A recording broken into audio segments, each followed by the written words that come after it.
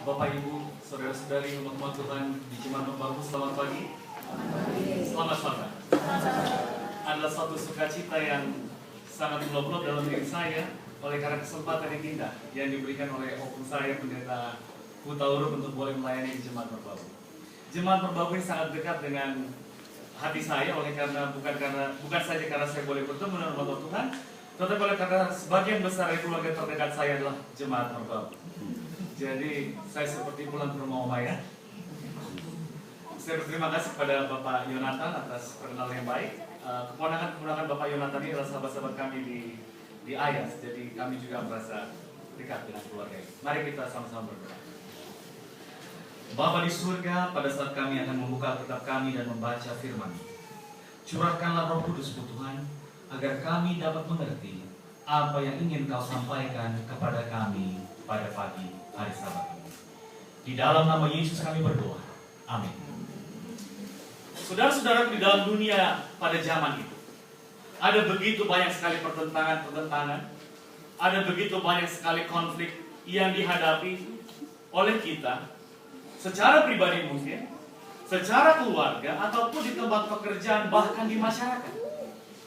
Ada seorang polisi di negara Moldova, di Eropa Timur, yang bernama Vasili. Vasili ini bukan seorang advent, tetapi entah bagaimana Tuhan gerakkan dia untuk datang ke gereja, ikut KKR, dan dia percayakan kebenaran tersebut. Suatu hari Vasili memutuskan untuk dibaptiskan. Namun sebelum dia dibaptiskan, dia perlu berkonsultasi dengan keluarga besarnya. Ketika dia sampaikan kepada kedua orang tuanya katakan, jika kamu dibaptiskan, kami tidak mengenalmu kembali, tidak mengenalmu lagi. Abangnya katakan, jika engkau dibaptiskan, jangan harap kami mau mengenal engkau kembali. Ketika dia bertanya kepada istrinya, bolehkah saya dibaptiskan? Istrinya katakan, saya akan segera ke pengadilan dan menceraikan kamu. Saudara-saudara, Vasili menghadapi suatu pertentangan antara menerima Kristus atau mempertahankan keluarganya. Tidak cukup sampai di situ, Vasili pergi ke kantornya. Kepada kepala polisi di kota di mana dia melayani, dia bertanya, Pak, bolehkah saya dibaptiskan? Namun, kalau saya dibaptiskan, setiap hari Sabtu saya tidak bisa bekerja melayani sebagai polisi. Kepala polisi dikatakan, tidak mungkin Vasili. Justru pada akhir pekan kamu sangat sibuk. Vasili kembali ke rumahnya, berdoa sendiri, meminta petunjuk. Di dalam menghadapi pertantangan yang sangat luar biasa dalam hidupnya, Vasili memutuskan untuk dibaptiskan. Setelah dia dibaptiskan, dia pulang ke rumah. Dia bertemu dengan istrinya. Dia katakan kepada istrinya, sayang, saya sudah dibaptiskan. Saudara tahu apa kata istrinya? Kamu lihat di meja, itu surat cerai, saya tinggal masukkan ke pengadilan. Kemudian Vasili pergi ke rumah orang tuanya. Tetapi entah bagaimana, orang tua dan juga abangnya ketika mendengarkan informasi tersebut, justru mereka menerima Vasili. Kemudian Vasili pergi ke kantor polisi. Dia katakan, Pak, saya sudah dibaptiskan dan sekarang saya sudah bersedia menyerahkan surat pengunduran diri. Kepala polisi kata, surat pengunduran diri? Simpan itu, kamu pulang, libur 1 minggu, kembali lagi. Vasili pulang. Sepanjang minggu, dia berdoa, tetapi bunyi doanya bukan lagi untuk agar pekerjaan itu dipertahankan. Tetapi bunyi doanya adalah supaya dapat pekerjaan lain. Setelah 1 minggu, Vasili kembali ke gereja, ke kantor polisi. Dan kepala polisi ini, saya yakin percaya digerakkan oleh Roh Kudus. Satu solusi besar dilaksanakan. Dia katakan, Vasili, simpan kamu punya surat pengunduran diri, posisi kamu saya naikkan, supaya kamu tidak terganggu dengan hari Sabat. Jadi dia bukan lagi polisi lapangan, sudah menjadi polisi kantoran. Jadi masalah Vasili sekarang, dia sudah begitu meluap-luap sukacitanya, tapi masih ada satu masalah, yaitu istrinya. Istrinya masih tidak bisa menerima. Sepanjang 1 minggu istrinya sudah selalu siap untuk pergi ke pengadilan menyerahkan surat cerai. Tetapi suatu kali ada masalah dia bekerja di suatu pasar swalayan. Tiba-tiba sebagai kasir, tiba-tiba laporan keuangan dan jumlah uang yang ada di mesin kasir tersebut tidak sesuai. Stres dan uangnya perbedaan jumlahnya cukup banyak. Vasili katakan, mari kita berdoa. Mereka pun berdoa. Tiba-tiba entah bagaimana istrinya berhasil mencari perbedaan selisih. Rupa-rupanya tidak ada uang yang hilang. Vasili katakan, puji Tuhan, lihat itulah jawaban daripada Tuhan kita. Mari kita ke gereja. Tapi saya katakan, tidak ada hubungannya hal ini dengan kepercayaan dan iman saya. Waktu terus berlanjut selama berbulan-bulan sampai ibu dari istri Vasili sakit kanker. Pengharapan sudah menipis. Istri Vasili sudah sangat sedih. Vasili katakan kita berdoa, istrinya menolak. Tetapi Vasili tunjukkan bahwa dia bersungguh-sungguh berdoa. Dan puji Tuhan, ibu mertua dari Vasili ini dapat pulih. Dan disitulah secara perlahan-lahan hati istrinya mulai lembut dan menerima kebenaran. Saudara-saudaraku, pertentangan yang dihadapi Vasili tidaklah mudah. Seperti banyak dari kita, saya yakin dan percaya ada begitu banyak pertentangan-pertentangan kecil, sedang, besar yang kita hadapi. Dan saudara-saudaraku, pertentangan besar itu bukan hanya pada zaman ini saja. Sejak pada awalnya sebelum dunia diciptakan, sudah ada pertentangan besar di surga. Dan itulah yang disebut sebagai the great controversy. Sebagai umat gereja Masehat Fanare ke-7, kita sangat beruntung. Sebab tidak hanya kita memiliki Alkitab firman Tuhan, tetapi Tuhan memberikan suatu keistimewaan kepada umat yang sisa gereja Advent. Roh nubuat bagi kita. Sementara Alkitab menekankan, membahas tentang rencana keselamatan Tuhan bagi kita, maka roh nubuat menekankan tentang fokus sejarah dari pertentangan besar. Saudara-saudara, saya yakin dan percaya banyak dari kita yang telah mengetahui bagaimana dosa itu dimulai. Di dalam Yeskiel 28 dan 14 diterangkan ada seorang ciptaan yang tertinggi. Dia adalah malaikat kerub yang berjaga di tahta Tuhan. Ia melayani di hadirat Allah. Tetapi saudara-saudaraku, seperti ayat bersaut yang telah kita baca, sebagai ciptaan diberikan suatu keistimewaan. Roh kesombongan daripada Lucifer ini bertumbuh. Dan saudara-saudaraku, pendek cerita, dia lancarkan tuduhan kepada Tuhan. Dan sepertiga malaikat dari surga percaya kepada Lucifer dan melakukan peperangan melawan Tuhan, seperti kita baca dalam ayat inti kita pada pagi hari ini. Saudara-saudaraku, di surga ia steril tanpa dosa, dimulai dosa tersebut.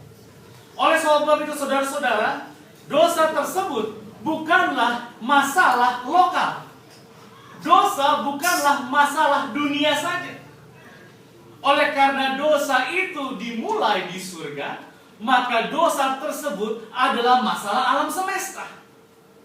Jadi sepanjang sejarah hidup manusia dan sepanjang sejarah alam semesta, kita sedang menyaksikan bagaimana Tuhan akan menyelesaikan masalah dosa alam semesta ini. Itulah sebabnya saudara-saudaraku, salah satu ciri gereja Advent yang paling unik adalah pengertian dari rencana keselamatan bukan saja mengenai keselamatan itu sendiri, tetapi mengenai perspektif keselamatan dalam pertentangan besar atau the great controversy. Dosa itu adalah segala sesuatu yang bertentangan dengan Tuhan. Apapun yang tidak seirama dengan Tuhan, seperti sifatnya, kehendaknya, hukumnya ataupun tujuannya dapat kita katakan sebagai dosa. Oleh sebab itu, dalam pengertian ini, apa yang Tuhan lakukan sepanjang sejarah alam semesta adalah untuk membuat segala sesuatu, adalah untuk membuat semua makhluk ciptaan yang pada saat ini tidak lagi seirama dengan Dia menjadi seirama dengan Tuhan pada akhirnya nanti. Nah, mungkin sering kita memberikan pertanyaan ataupun mungkin sering kita berpikir, mengapa pada saat dosa dimulai, Lucifer itu tidak segera dilenyapkan? Mengapa pada saat dosa dimulai di bumi, Adam dan Hawa itu tidak segera dilenyapkan? Dan sekali lagi saya katakan, sebagai umat gereja Advent, sebagai umat gereja yang sisa, kita bersyukur Tuhan memberikan terang kecil roh nubuat. Dan Nyonya White memberikan penjelasan mengenai hal ini. Yang pertama, manusia maupun Lucifer maupun siapapun yang berdosa tidak langsung dilenyapkan adalah untuk mengungkapkan sifat dan tujuan asli dari pemberontakan setan. Di dalam buku Para Nabi dan Bapa halaman 41 dikatakan, Tuhan mengizinkan setan untuk melanjutkan pekerjaannya sampai roh ketidakpuasan matang menjadi pemberontakan terbuka. Diperlukan agar rencana ini benar-benar dikembangkan sehingga sifat dan kecenderungan asli setan dapat dilihat oleh semua orang. Saudara-saudaraku, setan memiliki tuduhan. Jika tuduhan itu dilancarkan, kemudian setan dilenyapkan, maka pertanyaan mengenai tuduhan setan itu tidak akan terjawab. Jadi Nyonya White katakan, tujuan tersebut harus diungkapkan terlebih dahulu sepenuhnya agar semua orang tahu apa watak sebenarnya dari setan. Yang kedua, mengapa dosa itu tidak segera dilenyapkan beserta makhluk yang berdosa adalah untuk menunjukkan tujuan dari pemerintahan Allah. Di dalam buku Kerinduan Segala Zaman halaman 759 dikatakan, Tuhan dapat saja menghancurkan setan dan para pengikutnya selayaknya seseorang melemparkan batu kerikil dari tangannya. Tetapi ia tidak melakukannya, sebab cara seperti ini hanya dapat ditemukan dalam pemerintahan setan. Prinsip Tuhan bukanlah seperti ini. Wewenangnya bersandar pada kebaikan, rahmat, dan kasih. Dan presentasi dari prinsip-prinsip ini adalah cara-cara yang harus digunakan. Pemerintahan Tuhan itu bermoral, benar, dan kasih. Dan ketiga hal ini harus menjadi kuasa yang mengendalikan. Jadi alasan pertama adalah watak setan itu harus terbuka sepenuhnya dulu kepada seluruh alam semesta. Dan watak pemerintahan Allah tersebut pun harus terbuka kepada alam semesta, sehingga tuduhan setan tersebut tidak dipenuhi. Yang ketiga, untuk memberikan pelajaran kepada semua makhluk ciptaan. Saudara-saudara punya menuliskan bahwa makhluk hidup ciptaan ini tidak hanya ada di dunia ini. Masih banyak lagi dunia-dunia yang tidak jatuh di dalam dosa. Dan semua makhluk ini, baik di surga, baik di dunia lain, sedang menyaksikan apa yang terjadi di dunia ini. Di dalam buku Kerinduan Segala Zaman di halaman yang sama dikatakan, seluruh penghuni surga dan dunia-dunia yang tidak jatuh ke dalam dosa tengah menyaksikan pertentangan ini. Dan mereka sedang menantikan dengan sangat akhir cerita dari pertentangan besar ini. Tuhan tidak segera melenyapkan setan untuk memberikan kepadanya cukup waktu. Jadi setan katakan, saya punya prinsip-prinsip yang lebih unggul daripada prinsip-prinsip Tuhan. Nah, Tuhan berikan waktu untuk menunjukkan apakah prinsip-prinsip itu benar-benar lebih unggul daripada prinsip-prinsip Tuhan, ataukah justru membawa kepada kebinasaan. pada saat prinsip setan telah dikembangkan secara penuh, pada saat prinsip Tuhan telah diketahui secara penuh, maka setiap makhluk hidup akan memiliki pengetahuan yang cukup untuk memilih apakah mengikut Tuhan atau mengikut setan. Dan tidak ada lagi alasan orang katakan Tuhan itu kejam atau yang lain, sebab semua akan dibukakan dan manusia akan memilih tanpa paksaan. Saudara-saudaraku, sejarah pertentangan besar selama ini, saya yakin dan percaya telah lebih dari cukup bagi kita semua untuk memilih Tuhan pada akhirnya. Nah, saudara-saudaraku, mungkin kita juga bertanya, apa sih tuduhan setan terhadap Tuhan sehingga sepertiga dari penghuni surga itu bisa percaya? Apa rayuan setan dan apa tuduhannya kepada Tuhan sehingga mereka, malaikat surgawi, bisa percaya? Nomor satu, dan ini sering kita dengar, tuduhan setan yang pertama adalah Tuhan itu kejam. Mengapa? Karena Tuhan memberikan hukum kepada makhluk ciptaannya yang tidak mungkin dituruti secara sempurna.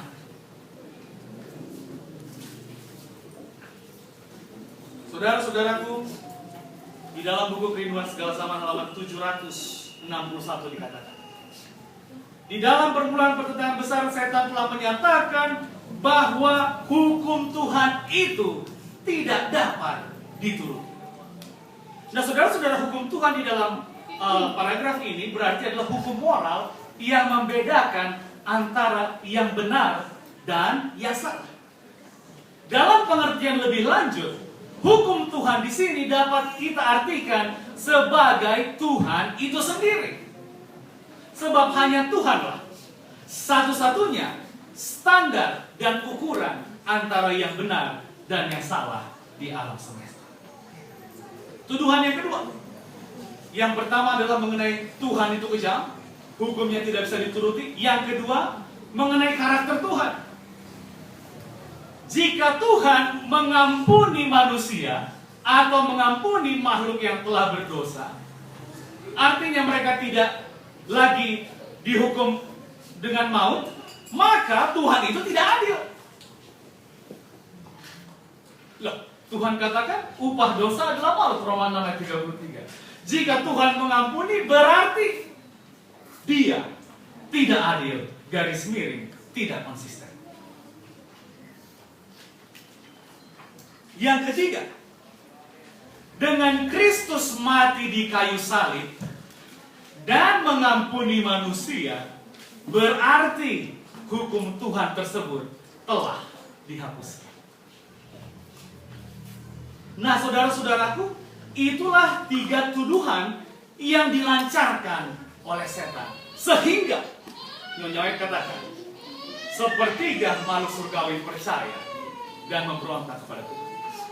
Saudara-saudaraku, ketiga tuduhan ini dijawab dengan sempurna oleh Yesus Kristus. Melalui rencana keselamatan yang Tritunggal rencanakan dan Yesus eksekusikan, ketiga tuduhan setan ini dijawab dengan sempurna. Saudara-saudaraku, ketika setan katakan hukum Tuhan tidak bisa dituruti oleh manusia biasa secara sempurna, maka Kristus turun dari surga. Dia mengambil jubah manusia, tubuh orang berdosa. Dia menghadapi segala cobaan yang mungkin dihadapi oleh semua umat manusia. Dan dengan kebergantungan terhadap Tuhan yang telah disampaikan oleh pendeta Hutauruk tadi, Kristus berhasil membuktikan manusia 100% bisa hidup tanpa dosa. Tuduhan yang kedua adalah mengenai karakter Tuhan. Kalau Tuhan mengampuni orang berdosa, maka Dia tidak adil. Tuhan katakan, tunggu sebentar, pembuat hukum itu adalah Aku sendiri. Maka sebagai pembuat hukum, maka aku dapat mengambil hukuman tersebut dan aku sendirilah yang menerima hukuman itu. Upah dosa adalah maut, Tuhan mengampuni manusia, manusia diampuni, tetapi hukuman itu masih di situ. Hukuman itu tidak dilempar kemana-mana, masih di situ. Dan Yesus Kristus mengambil hukuman tersebut bagi dirinya sendiri. Tuduhan ketiga, karena Yesus mati di kayu salib, maka hukum Allah itu telah hapus, lenyap. Justru dengan Yesus mengambil hukuman dosa tersebut, menerima maut tersebut, membuktikan bahwa hukum Allah itu kekal. Sebab hukum Allah tersebut adalah karakter Tuhan itu sendiri yang dituliskan dalam bahasa manusia untuk dunia. Saudara-saudaraku, di dalam buku Kerinduan Segala Zaman halaman 762 dikatakan, melalui kehidupan dan kematiannya, Kristus membuktikan bahwa keadilan Tuhan tidak menghancurkan kasih karunia-Nya. Tetapi dosa dapat diampuni dan hukum itu benar dan dapat dituruti dengan sempurna.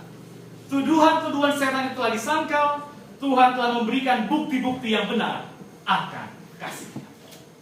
Semua tuduhan setan dijawab secara langsung dan nyata oleh Yesus Kristus. Tetapi mungkin masih ada satu lagi pertanyaan dalam pemikiran kita.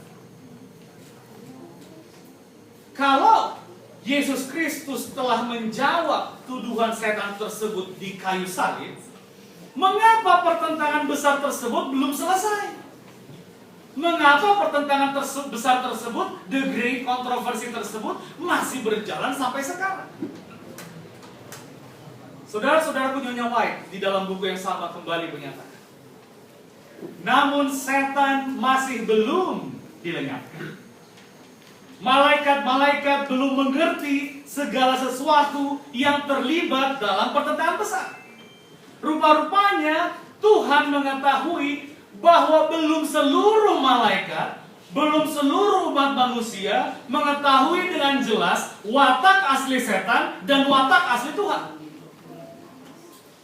Prinsip-prinsip yang dipertaruhkan harus diungkapkan secara penuh, dan demi manusia keberadaan setan harus dilanjutkan. Jadi keberadaan setan itu menurut Nyonya White masih ada sampai sekarang demi kita, agar kita dapat mengerti dengan penuh, kata Nyonya White. Manusia dan juga malaikat harus melihat perbedaan antara pangeran terang dan pangeran kegelapan. Mereka harus memilih siapa yang mereka akan sembah. Saudara-saudaraku, ini akan berakhir ketika peristiwa sebelum Kristus datang yang kedua kali. Sebelum masa kebajikan Yakub dimulai. Sebelum pemeteraian diberikan, apakah meterai Allah atau tanda binatang. Semua pengetahuan antara setan, antara Tuhan, watak asli setan, watak asli Tuhan akan diungkapkan secara penuh. Sehingga manusia, semua makhluk ciptaan, ketika sudah mengetahui informasi tersebut secara penuh, akan memilih sesuai dengan hati nuraninya sendiri, tanpa paksaan, menyembah Tuhan atau mengikut setan. Saudara-saudaraku, kita patut bersyukur. Sebab kalau kita baca kitab Wahyu, sebenarnya kita sudah ketahui siapa yang menang, siapa yang kalah. Jadi kalau kita mengikut setan, sebenarnya lucu. Karena kalau kita membuka Alkitab kita usia buku Wahyu, sudah jelas bahwa setan akan dibakar.